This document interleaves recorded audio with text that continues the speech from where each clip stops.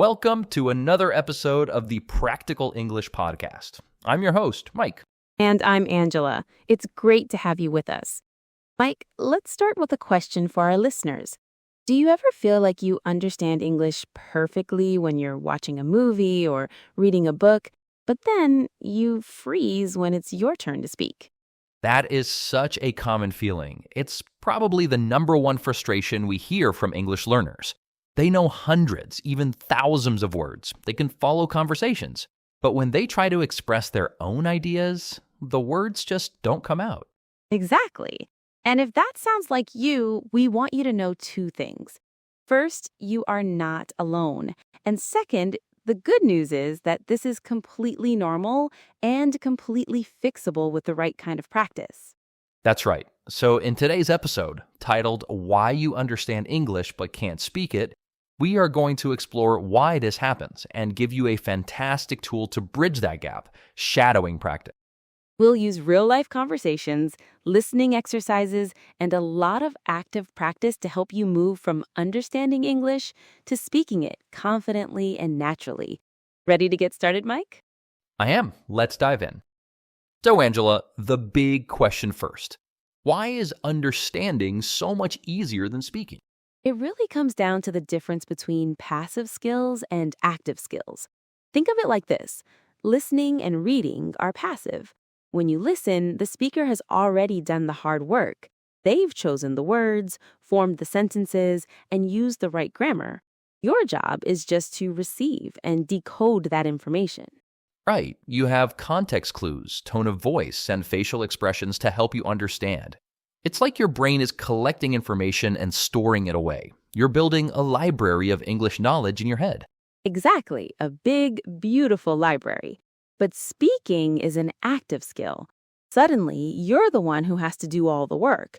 You have to find the right words from your library, put them in the correct order with the right grammar, pronounce them clearly, and use the correct intonation, all in real time. And you have to do it while someone is waiting for a response. The pressure is on. It's a completely different mental process. It's not just about knowing the words, it's about using them. That's the core of it. So let's talk about the specific roadblocks that learners face. The first, and maybe the biggest one, is the fear of making mistakes. So many people want to speak perfectly from the very beginning. Oh, absolutely. This perfectionism is a fluency killer.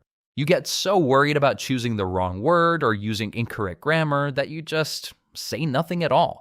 You rehearse the sentence over and over in your head, and by the time you're ready to say it, the conversation has moved on. Right. Another major issue is mentally translating. When you hear something in English, you translate it to your native language, think of a reply in your language, and then try to translate that reply back into English. It's just too slow for a real conversation. Fluency happens when you start to think in English. It's a direct connection between an idea and the English words to express it, without that extra step. And that brings us to the final point, a lack of actual speaking practice. Many learners spend 90% of their time on passive skills, reading, listening, using apps, and only 10% on speaking. But speaking is a physical skill, like playing the piano or learning to swim. You can't learn to swim by reading a book about it. You have to get in the water. That's a perfect analogy. You need to build muscle memory in your mouth, your tongue, and your brain. So how do we do that? How do we get in the water and start swimming? This is where our key technique for today comes in. It's simple, it's powerful, and you can do it anywhere. It's called shadowing. Shadowing. It sounds a bit mysterious. Can you break it down for us, Angelo? What exactly is it? Of course. Shadowing is the practice of listening to a native English speaker and repeating what they say, almost at the same time. You are literally their shadow. You're not waiting for them to finish the sentence. You're speaking along with them, or just a split second behind. And the goal here isn't to understand every single word. The goal is to imitate the sounds, the rhythm, and the intonation, the music of the language. That's it. It does 3 amazing things. First, it improves your pronunciation and accent. You're training your mouth to make the sounds of English correctly. Second, it helps you master rhythm and intonation, which is crucial for sounding natural. Right. And third, and this is the most important part for bridging the gap we talked about, it builds a direct connection between listening and speaking. It forces you to stop translating in your head. You hear and you speak instantly. It creates those neural pathways for fluency. So later in this episode, we're going to do a lot of shadowing practice. But for now, just remember the goal. Repeat what you hear. Don't worry about mistakes. Just keep talking. All right, enough theory. It's time for the practical part of the Practical English podcast. We're going to put shadowing into action. Here's how it's going to work. We'll present a short, real-life conversation. First, we'll play it at a normal speed so you can just listen. Then we'll go through it line by line. I'll say a line, and then there will be a pause. In that pause, your job is to repeat the line out loud. Remember, focus on matching the pronunciation, speed, and rhythm. Don't just say the words, perform them. Our first scenario is a very common one, ordering a coffee. Angela is the customer, and I'll be the barista. Ready? First, just listen. Hi there, can I get a large iced coffee with a little bit of milk, please? You got it. Anything else for you today? No, that'll be all, thanks. All right, that's $4.50. We'll have your name for the order. It's Angela, Angala. Thanks, Angela. It'll be ready at the counter in just a minute. Okay, simple enough. Now, let's practice speaking. Angela will say her line, and you repeat it in the pause. Let's begin. Hi there, can I get a large iced coffee with a little bit of milk, please? You got it. Anything else for you today? No, that'll be all, thanks. All right, that's $4.50. We'll have your name for the order. It's Angela, Angala. Thanks, Angela. It'll be ready at the counter in just a minute. Great job. How did that feel? A little strange at first, maybe? That's normal. Let's try another one. This time, someone is asking for directions. I'll be asking, and Mike will be giving directions. First, just listen. Excuse me, I'm a bit lost. Could you tell me how to get to the City Museum? Of course. You're actually pretty close. Just go straight down the street for 2 blocks and then take a left on Oak Avenue. Okay, straight for 2 blocks, then left on Oak. Got it. Is it far from there? Not at all. You'll see it on your right. It's a big white building. You can't miss it. Perfect. Thank you so much for your help. No problem. Enjoy the museum. All right, your turn to speak. Let's shadow this conversation. Repeat each line after the speaker. Excuse me, I'm a bit lost. Could you tell me how to get to the City Museum? Of course. You're actually pretty close. Just go straight down the street for 2 blocks and then take a left on Oak Avenue. Okay, straight for 2 blocks, then left on Oak. Got it. Is it far from there?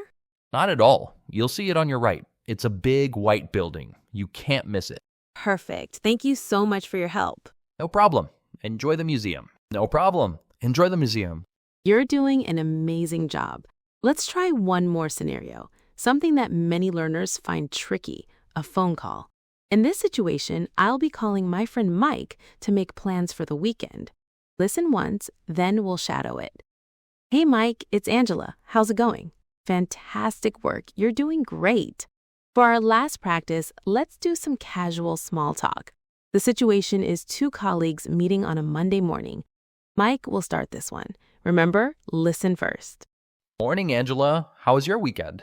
Hey Mike, it was great, thanks. Pretty relaxing. I just caught up on some reading. How about you? Did you do anything fun?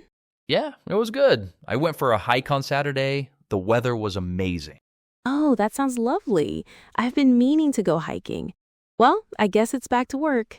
Yep, back to the grind. Have a good week. You too.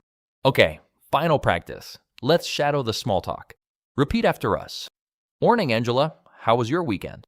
Hey Mike, it was great, thanks. Pretty relaxing. I just caught up on some reading. How about you? Did you do anything fun? Yeah, it was good. I went for a hike on Saturday. The weather was amazing. Oh, that sounds lovely. I've been meaning to go hiking. Well, I guess it's back to work. Yep, back to the grind. Have a good week. You too. Excellent practice, everyone. By doing this, you are actively building the speaking habit. Now, let's quickly review some of the useful everyday phrases we just used. Yes, let's pull some out. In the cafe, instead of I want, a more natural way to order is, can I get a? For example, can I get a large coffee? Right. And when asked if you want anything else, a simple and polite response is, no, that'll be all, thanks. It's short for that will be all. In the directions scenario, we started with, could you tell me how to get to? This is a very polite and common way to ask for directions. And the response, you can't miss it, is a great phrase to reassure someone that the place is easy to find. And in our small talk, asking, how was your weekend, is a classic Monday morning question. A great response is to say something you did and then ask back, how about you? This keeps the conversation going. Also, Mike used the idiom back to the grind, which means back to hard work. It's a very common informal expression. These are the kinds of phrases that make you sound more natural. The more you hear them and repeat them, the easier they will come to you in a real conversation. And that brings us towards the end of our episode. We hope you found that shadowing practice useful. Remember, this isn't something you do just once. The key is repetition. That's right. So let's end with a few key takeaways and practice tips. The most important thing to remember is this. Fluency isn't about knowing more grammar rules. Fluency comes from hearing English, repeating English, and using English consistently. Exactly. The more you practice speaking, the easier speaking becomes. So here's your homework.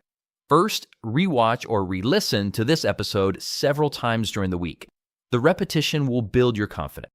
Second, when you practice, repeat every sentence out loud. Don't just do it in your head. You have to physically say the words. Third, focus on speaking, not on translating. Trust your brain to make the connections. And most importantly, do not worry about mistakes. Every mistake is a learning opportunity. Just keep talking. And a great final tip, try using one new phrase you learned today immediately. The next time you get a coffee, say, can I get a? The faster you use new language, the better you'll remember it. So relax, practice, and enjoy the process of learning English naturally. If you enjoyed this episode, please don't forget to like, subscribe, and share it with another English learner who might find it helpful. Thanks so much for joining us on the Practical English Podcast.